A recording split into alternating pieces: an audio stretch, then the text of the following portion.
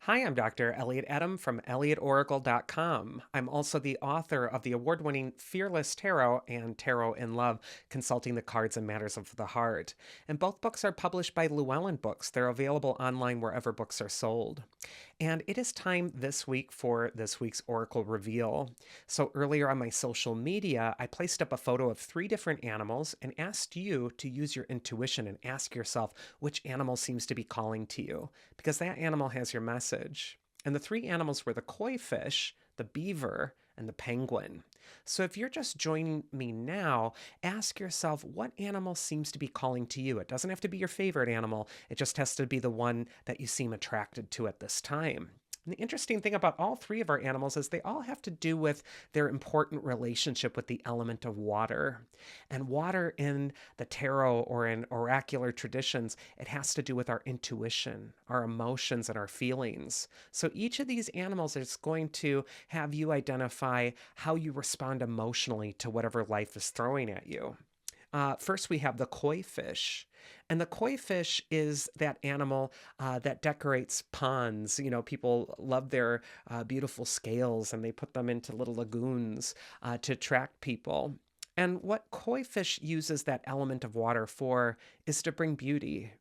And so this could be a time where you're attracted to beauty. It might be a time where your emotions could improve by looking around your environment and asking yourself, is this beautiful? Is this making me feel comfortable? Is it feeling like it's inviting in prosperity and wealth energy, much like the koi fish is also associated with?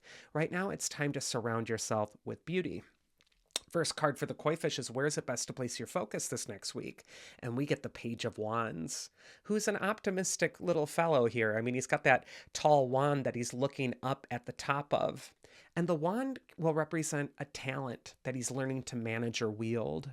And you can see he has optimism about this talent. He's looking up at the top of the wand, and it's as if he's growing into it, as if it's like a measuring rod. And he hasn't quite fully outgrown it yet or learned to wield that talent completely. And yet he's on his way. And this card is saying it's best for you, koi fish, to place your focus on your talents this next week and also the development of those talents. Don't let the perfect be the enemy of the good. And what I mean by that is a lot of times we're really self critical about our talents. Even the most talented artists and writers and people, they often pick the worst at their own work. And this card could be telling you to bring a sense of joy to your work, to enjoy the process of improving. Because we are all improving every day that we're alive on this planet. We're getting better at something. And this could be a time where you need to be patient with the process of what you're growing in the garden of your own life. And finally, Page of Wands will just say, have an optimistic attitude this next week. There's bright things on the horizon. The advice from your inner wisdom is the Ace of Cups. If you pick the koi fish, another beautiful element of water card. And the Ace of Cups is all about love, joy. You see the chalice overflowing and replenishing the pond below. And what this card tells you is that if you are infusing your energy into what you truly love, it is going to replenish you. It is going to fill your heart. And this card could just say that it's time for you to focus on what you love again. So maybe it's time to take up a task or an activity or something that really does bring beauty into your own life and really just immerse yourself in it. It's important for you as well to open your heart to that love for what you're doing whenever the Ace of Cups comes up. And it's also a card of rebirth and renewal. So, along with that Page of Wands, this could be a time where you're starting to resurrect an old creative pursuit, or you're starting to look again at something that might have been gathering some dust on the shelf, and it's time to take it off the shelf and start to engage with it once again. And then the mythic archetype that's going to help you this next week is Phanes, the protagonos of unconditional love. And what that basically means is that Phanes is the first impulse of love. He's perfect for that Ace of Cups energy this next week. And his card says, unconditional love makes my life worth living. And he just represents that love that the universe first had to give birth to everything. And so it's important that we get back to basics. We get back to not only what we love about a talent or a skill or a hobby or a pursuit that somehow fulfills us, but that we're also getting back to basics about what are we putting into the world? What are we going to create into this world? Is it going to create more beauty? And is it going to be more elegant? Or is it going to just kind of do what a lot of people are doing, which is just throw a lot of garbage out there? So, this is a time to really have the highest standards of what your energy is going to bring. And as long as you let love be the answer, you are going to make the best possible decision. Next, we're going to go into the beaver animal spirit. And beaver uses that element of water for their work. It builds the dams. It's often focused on being industrious. And so, if you're attracted to the beaver, this could be a time to channel your element of water, your emotions or feelings into your work. And work isn't just your day job. Work is whatever is meaningful for you. So some people work in a job that they absolutely can't stand, but they do it so that they can have the resources to put their energy into something that they really love to do. And that's what I'm talking about with the beaver. It's time to really focus on the thing that you're loving to do. And it's also a time to create great things. And also, the beaver gets busy. So, this is not a time to procrastinate if you're attracted to the beaver. Get the job done. First card for beaver is where is it best to place your focus? And we get the King of Cups reversed. And with that element of water, the king of the suit coming up reversed, he can often indicate that you're not letting go of something from the past. The King of Cups remembers the past. He replays it in his head like an old movie reel when he's reversed over and over and over again. He chews on the old things. And as he does that, he doesn't allow for room for new things to come in. This is a time for you to forgive and release. You need to forgive yourself for whatever you think you've done or might not have done. And you also need to release whatever emotions are bogging you down or blocking that channel of wonderful things from coming into your life at this time. Upright or reverse, the King of Cups is telling you that it's important to be responsible for your emotions, not to just let them run on automatic and be completely swept out to sea by them, but to understand them.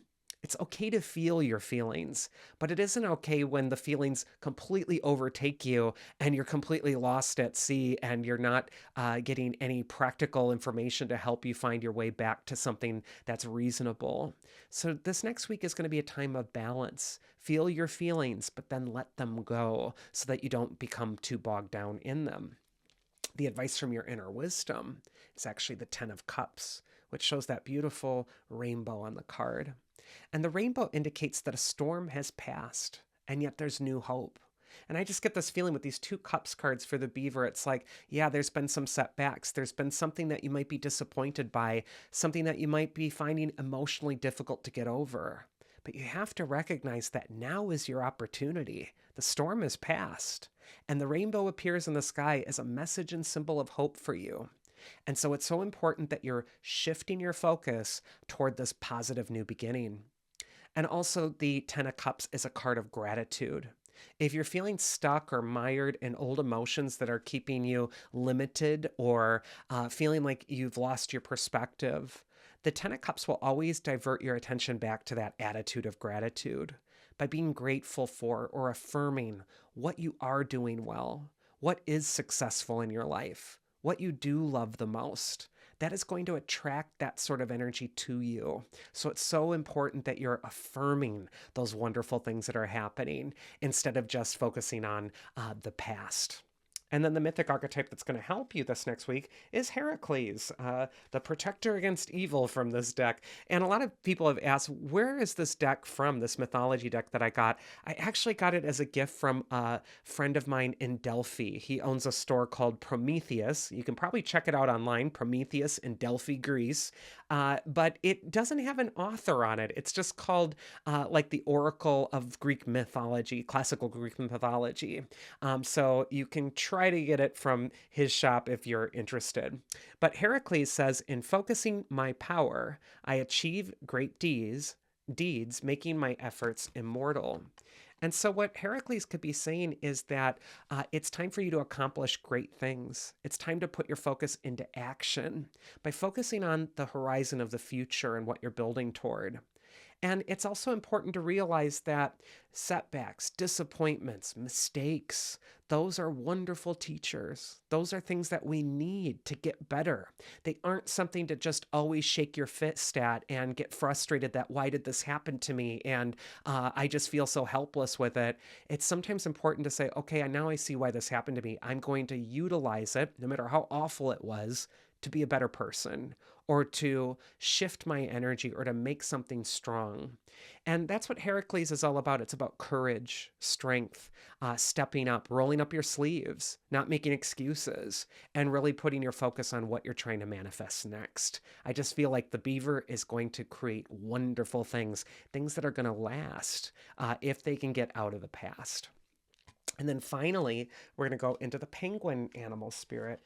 And what does the penguin use the element of water for? Well, the penguin is a bird that can't fly, and it uses the water to fly. It uses the water for freedom. And this could be an attractive animal symbol for you to go beneath the ice, to go beneath old, frozen, rigid emotions, and to find freedom again, to delve into the waters. It might also be a time to dive deep into something right now, whether it's positive or whether it's challenging. It's so important that you're really kind of going beneath the ice. You're going beneath the numb feelings, and you're really allowing those emotions to set you free so that you can do all sorts of acrobatics in the future. First card for the penguin is where it's best to place your focus this next week. And we get the death card. And a lot of people gasp when they see the death card. Oh no, it's the death card. But the tarot is a symbol collection. And very rarely do we take our symbols literally. But sometimes the death card does have to do with a permanent end, something that's difficult. We don't want to sugarcoat this card. Yes, a lot of readers say it means change, and it absolutely does. But it means a change that might require some grieving. It means a change that is permanent, something that you are turning away from or transforming your life with. Always on the death card, there's that little sun way over the horizon between the two pillars, which is rising. And what that says is that as one thing ends, a new beginning is right around its corner. As the sun sets here, so it simultaneously rises over there. And so this could be a time for you to really focus on whatever you're coming to a completion with or an ending with, not as an end of all things. Don't all or nothing this change. It doesn't mean the obliteration of everything, but it can indicate that there is a change of gravity that needs to be made right now, and you're needing to look at it very seriously in order to lead toward that new rebirth or that new renewal. And so I just kind of feel like there are some complicated emotions this next week for the penguin, and it's okay to feel those things. It could also be a time where you need to really be kind to yourself through whatever is transforming or changing in your own life. The advice from your inner wisdom, if you pick the penguin, is the Five of Cups. And here we see someone who's, again, stuck in his emotions. He's looking at the loss. He's looking at the three cups that are spilled, and he's saying, oh no, I lost that thing. And that's really sad. And you couple that with the death image, and there is something the penguin's grieving. They are letting go of something pretty heavy. We don't want to sugarcoat or lighten up these two cards. And yet, even though you may feel like you're losing something, or even though you're letting go of something, it is truly for the best, because there are still two cups that are standing. All is not lost. There is some loss, but all is not lost. There's still something to work with here. And sometimes our lessons come through loss. Sometimes we have to lose things the way they were to snap us out of the illusion that everything's automatically just going to always be the same way because it always was. Life is about change, sometimes a rude awakening of change. And it's so important that we aren't defeated by this. This is just part of living, part of grieving, part of being a human being. And it really is a test of resiliency to see, how do I respond to this? We don't always have choices for what's going on in the world or what might happen to us externally, but we do have the choice of how we're going to perceive it. So I do feel like, there is a grief here, a sadness, something that's being let go of, something that isn't easy. But don't fall into a trance of despair because I do feel like there is always hope when we see that Five of Cups. There are still two cups that are standing. There is still something to work with here. And the mythic archetype that's going to help you is Urubia. She is the Titan goddess of the mastery of the sea. And right in alignment with all that element of water energy this next week, her card says, by focusing my energy and intention, I can affect factors that appear beyond my influence. That's just what I was talking about. As I flip these cards, I'm finding out about the cards that the Oracle reveal the same time you are. So I just love these little divine synchronicities that are happening here. And what this is really backing up is you do get to choose where you're placing your focus. You do get to choose how you will respond to a disappointment, a loss, or a challenge. And sometimes those challenges are the grinding stone that can sharpen the blade of your will. So, this is a time for you to really utilize whatever life's throwing at you to make you stronger, better, more resilient, and to master the sea, to master those deeper emotions so that they don't rule you. And that is this week's Oracle. I do thank you for bearing with me with a little bit of a head cold here. Jacob and I just got back from Paris, our first trip there, and it was wonderful. I had a great time, but I picked up a nasty little bug there. So all week I've been, sneezing and coughing and all of that sort of thing. So thanks for bearing with my voice. If you found this reading useful, please do consider sharing it with a friend. It really helps this YouTube community grow. Also, I appreciate all your nice comments in the description box or suggestions, or even things that you might have questions about with tarot or reading. I love making other content on YouTube too, and I'm happy to make a video on something that maybe you're trying to learn more about. I hope you all have a wonderful week, whatever it is that you're doing. And if you do like my readings, you can always schedule a one-on-one tarot session with me at elliotoracle.com. I'm on the mend and should be doing much better next week as far as this cold is concerned. So again, do take care this week. I will see you again here next week, and have a great time.